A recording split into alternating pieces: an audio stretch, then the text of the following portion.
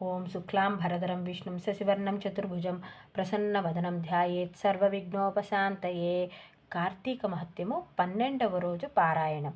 అంబరీషుని ద్వాదశీ వ్రతము. అత్రి మహాముని మరల అగస్త్యునితో ఇలా చెప్పసాగాడు. కుంభసంభవ, కార్తీక వ్రత ప్రభావము ఎంత చెప్పినా తనివి తీరదు. నాకు తెలిసినంత వరకు చెబుతాను, శ్రద్ధగా విను. గంగా, గోదావరి మొదలైన నదులలో స్నానము చేసినందువలన, సూర్యచంద్రగ్రహణ సమయములో స్నానము చేసినందువలన ఎంత ఫలితం కలుగుతుందో, కార్తీక శుద్ధ ద్వాదశి నాడు భక్తి శ్రద్ధలతో దాన ధర్మాలు చేసిన వారికి కూడా అంతే ఫలము కలుగుతుంది. ఈ ద్వాదశి వ్రత విధి విధానాలు చెబుతాను, శ్రద్ధగా వినుము. కార్తీక శుద్ధ దశమి రోజున పగటి పూట మాత్రమే భోజనం చేసి, ఆ మరునాడు అనగా ఏకాదశి రోజున ఉపవసించి, తర్వాత ద్వాదశి ఘడియలు వచ్చిన తరువాతనే భోజనం చేయాలి. దీనికి ఒక కథ ఉంది, వివరిస్తాను, వినుము. పూర్వము అంబరీషుడు అనబడే ఒక రాజు పరమ భాగవతోత్తముడు, ద్వాదశి వ్రత ప్రియుడు. అంబరీషుడు ప్రతి ద్వాదశి వ్రతము శ్రద్ధగా చేసేవాడు. ఒక ద్వాదశి రోజున ద్వాదశి ఘడియలు స్వల్పంగా ఉండటం చేత ఆ రోజు త్వరగా ఉపవాస దీక్షను విరమించి బ్రాహ్మణ సమారాధన చేయాలని అనుకున్నాడు. అదే సమయానికి అక్కడికి దూర్వాస మహాముని వచ్చాడు. అంబరీషుడు అతనికి నమస్కరించి అతిథి సత్కారాలు చేసి త్వరగా స్నానమాచరించి రమ్మని కోరాడు. అందుకు అంగీకరించిన దూర్వాసుడు స్నానానికై దగ్గరలోనున్న నదికి వెళ్ళాడు. అంబరీషుడు ఎంత ఎదురు చూసినా దూర్వాసుడు రాలేదు. అంతలో తనలో తాను ఇలా చింతించను, ఇంటికొచ్చిన బ్రాహ్మణునికి భోజనం పెట్టకుండా ఉండడం మహాపాపం. అలాగని ఎదురు చూస్తూ కూర్చుంటే ద్వాదశి ఘడియలు ముగిసిపోతాయి. ఇప్పుడు ఏమి చేయాలి? అసలే దూర్వాస మహామునికి కోపం ఎక్కువ. ఆయన రాకుండా నేను భుజిస్తే నన్ను శపించగలడు. నాకేమీ తోచడం లేదు. బ్రాహ్మణ భోజన నియమాన్ని అతిక్రమించను లేదు. అలాగని ద్వాదశి ఘడియలు దాటాక తర్వాత భుజిస్తే హరిభక్తిని వదిలిన పాపినవుతుంది. బ్రాహ్మణ శాపం గురించి భయం లేదు. ఆ భయమును ఆ శ్రీ మహావిష్ణువే పోగొట్టగలడు అని ఆలోచిస్తూ తమ రాజగురువులకు తమ సమస్యను తెలియచేశాడు. అంత రాజగురువులు ఈ విధంగా పలికారు. దూర్వాసుడు అంబరీషుని శపించుట. అంబరీషుని మాటలు విన్న రాజగురువులు, అంబరీష, నీకు పూర్వజన్మలో చేసిన పాపం వలన ఇలా ఇటువంటి కష్టం కలిగింది. నీ సమస్య కొంత కష్టమైనదే, కావున నీకు ఎలా తోచితే అలా కానిమ్ము అని సెలవిచ్చారు. అంత అంబరీషుడు, స్వామి, దైవదోషము కన్నా బ్రాహ్మణ శాపం కష్టమైనది కాదు. కావున నేను జలపానము అనగా నీరు త్రాగి నా ద్వాదశి వ్రతాన్ని వదిలివేస్తాను అని సెలవిచ్చారు. అంబరీషుడు జలపానము చేసిన వెంటనే అక్కడికి దూర్వాసుడు స్నాన జపాదులు పూర్తి చేసుకుని వచ్చాడు. వచ్చిన వెంటనే కోపంతో రగిలిపోతూ, ఓరి మదాంధ, నన్ను భోజనానికి పిలిచి నేను రాకమునుపే నీవు ఎలా భుజిస్తావు? ఎంత దుర్మార్గము, ఎంత నిర్లక్ష్యము చేసినావు! అతిథికి అన్నం పెట్టకుండా తిన్నవాడు మరుజన్మలో పురుగై పుట్టగలడు. నన్ను భోజనానికి పిలిచి నేను రాకమునుపే జలపానము చేసిన నీవు బ్రాహ్మణ ద్రోహివే కాని హరిభక్తుడివి ఎలా కాగలవు? ఆ శ్రీహరి బ్రాహ్మణ ప్రియుడు, బ్రాహ్మణ అవమానం సహించడు. మమ్ము అవమానించిన నీవు ఆ శ్రీహరిని అవమానించిన వాడవే అవుతావు.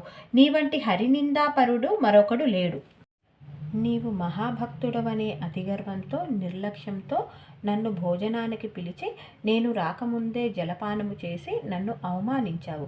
ఓ అంబరీష, నీవెలా పవిత్ర రాజకుటుంబంలో పుట్టావు? నీ వంశం కలంకం కాలేదా అని నోటికి వచ్చినట్లు తిట్టాడు. అంత అంబరీషుడు మునికోపమునకు గడగడా వణికిపోతూ ఈ విధంగా ప్రార్థించసాగాడు. ఓ మహానుభావ, నేను అజ్ఞానుడను, ధర్మహీనుడను, నన్ను రక్షించండి. బ్రాహ్మణుల శాపమునకు తిరుగులేదు. మీరు తపోధనులు, దయాదాక్షిణ్యం కలవారు, నన్ను కాపాడండి అని దూర్వాసుని పాదములపై పడెను. అంత దూర్వాసుడు కోపంతో దోషికి శాపం ఇవ్వకుండా ఉండకూడదు అని ఈ విధంగా శపించెను. ఓ అంబరీష, వినుము.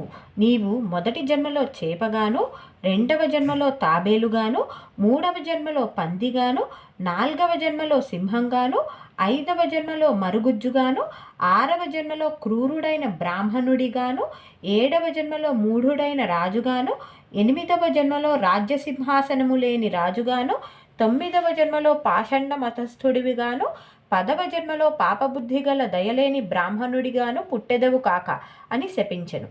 ఆ అంబరీషుడు దూర్వాసుని శాపానికి భయపడి గడగడా వణికిపోతూ కళ్ళు మూసుకొని మనసులో ఆ శ్రీ మహావిష్ణువుని ప్రార్థించాడు.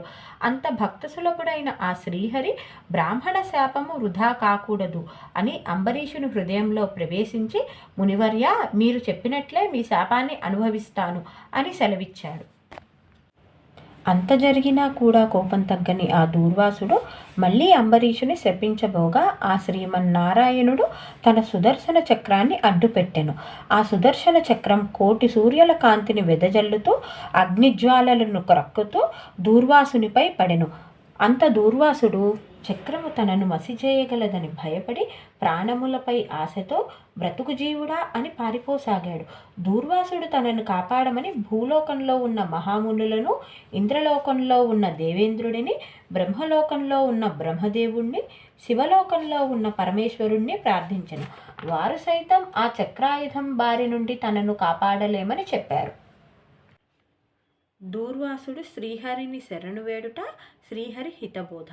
ఈ విధంగా ముక్కోపి అయిన దూర్వాసుడు భూలోకము, పాతాళలోకము, సత్యలోకము అన్నీ తిరిగి తనను రక్షించేవారు లేక తిరిగి వైకుంఠానికి వచ్చి ఆ శ్రీహరి పాదములపై పడి, వాసుదేవ, జగన్నాథ, శరణాగత రక్షక, నన్ను రక్షింపుము. నీ భక్తుడైన అంబరీషునకు కీడు చేయాలని చూసిన నేను బ్రాహ్మణుడనే కాని ముక్కోపినై మహాపరాధము చేశాను. నీవు బ్రాహ్మణ ప్రియుడివి. బ్రాహ్మణుడైన భృగు మహర్షిని రక్షించినట్లే కోపముతో నీ భక్తునకు శాపం ఇచ్చిన నన్ను కూడా రక్షింపుము. ఓ శ్రీహరి, నీ చక్రాయుధము బారి నుండి నన్ను కాపాడుము అని ప్రార్థించాడు. ఆ శ్రీహరి చిరునవ్వుతో, దూర్వాస, నీ మాటలు యథార్థము. నీ వంటి తపోధనులకు కోపం తగదు. నీవు నాకు అత్యంత ప్రియమైన భక్తుడవు. అయినా కోపాన్ని వదల్లేక రుద్రుడవై కన్ను విన్ను కానక నా భక్తులకు శాపం ఇచ్చితివి. నా భక్తుల యందు నేను ఎల్లప్పుడూ కృపతో ఉండెదను.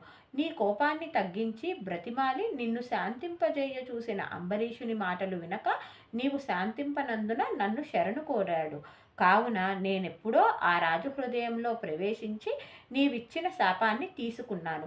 అయినా బాధపడకు, ఇది కూడా మంచికే జరుగుతుంది. శ్రీమన్నారాయణుడు మరల ఈ విధంగా పలకాడు.